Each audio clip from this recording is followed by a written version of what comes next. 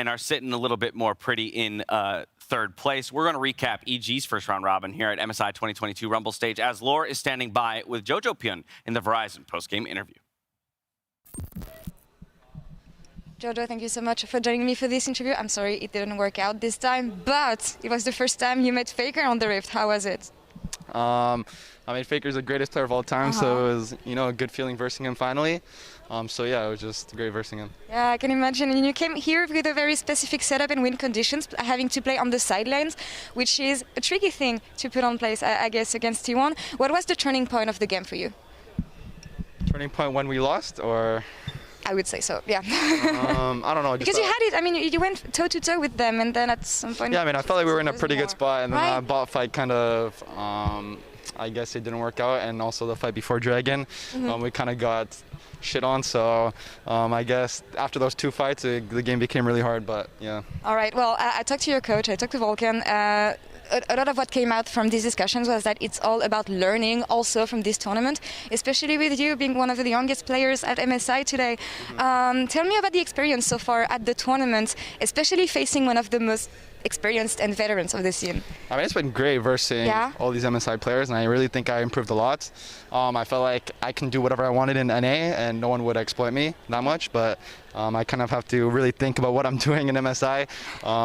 In LCS, not really, so I mean, it's great that I'm really put to the test, and I think I learned a lot, so it's been good. I always think it's interesting that you take a lot of learnings, especially from this game. Could you maybe go deeper into what you learned, especially when it comes to the laning phase, facing Faker, Xiaohu, and other mid laners maybe?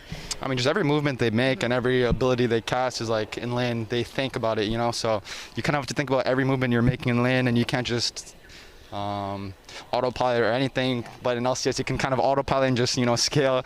I mean, that's not what I did, but that's like what a lot of players would do, right? So I mean, just you have to constantly keep thinking about every move. So yeah. I mean, it's way more fun that way too, because I mean, it's obviously way more fun to verse better players. So yeah, I can imagine. Now, okay, focusing on EG and the rest of the competition, we just wrapped up the first part of the Rumble stage, playing the first 5 teams. How do you reflect on the performance for EG so far, and what kind of expectations can we set for the second part of the round robin? I think like the games we played, and even this game, I would say sometimes we're playing too scared. I feel like we can make more plays and we can be more proactive.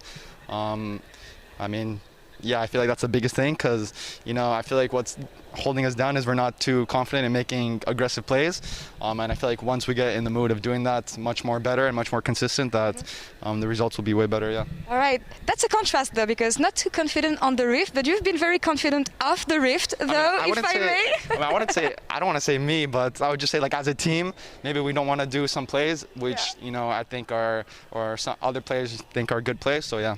All right, I hope you can find your form in the 5 games we have next. A couple words maybe on the social media games that we saw from you. Yeah, I mean, it's been fun, and that's all. I just like it, yeah. Gotta love the spice. Thank you, Jojo, for the interview. Good luck on the rest of the games. Thank you.